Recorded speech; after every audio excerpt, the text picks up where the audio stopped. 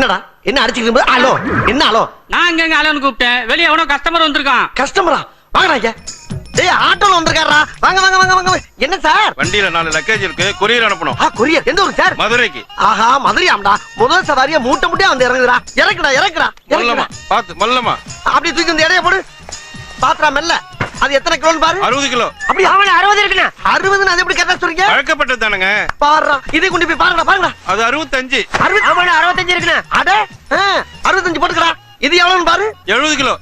70 ஆமாடா 70 இருக்கு. Not calculation.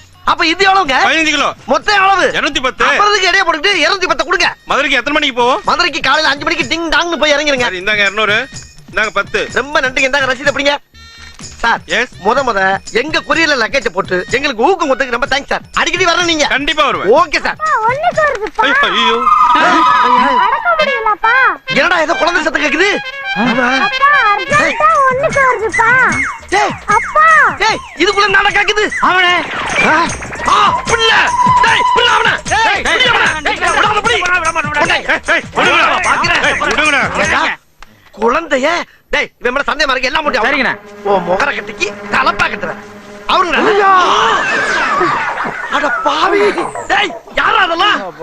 இவன் என் பொண்டாட்டி, இது என் மாமனாரு, இவன் என் மச்சன, இது என் மவன். சரி இதுகளை ஏன்னா மூட்டையில கட்டி கொரியர்ல போட்டு போற?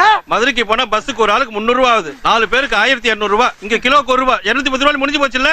ஏண்டா அதுக்காண்டி ஒரு குடும்பத்தை கோணில கட்டி கொரியர்ல போடுவியாடா? போற வழியில மூச்சடிச்சு செத்து போச்சுன்னா எல்லாரும் கொலைகேஸ்ல உள்ள பண்ணுவாடா? டேய் உங்களுக்கு அறிவில்ல, நீங்க ஏதாவது சொல்ல வேண்டியதானே எனக்கு? இந்த எடுபட்ட பையன் எத்தனை தடவை சொன்னாலும் கேட்க மாட்டேங்கிறாயா. காசை மிச்சம் பண்றதுலயே குறியா இருக்கிறான். இது கொஞ்சம் பரவாயில்லைங்க. போன முறை பார்சல் கட்டி பஸ் டாப்ல உட்கார வச்சுட்டாங்க இவன். இதே மாதிரி ஒவ்வொரு முறை எங்களை பார்சல் அனுப்பிட்டு இவங்க மட்டும் பஸ்ல வர்றாங்க. ஓ அவ்வளவு குடும்பம் பண்றானா அவன்?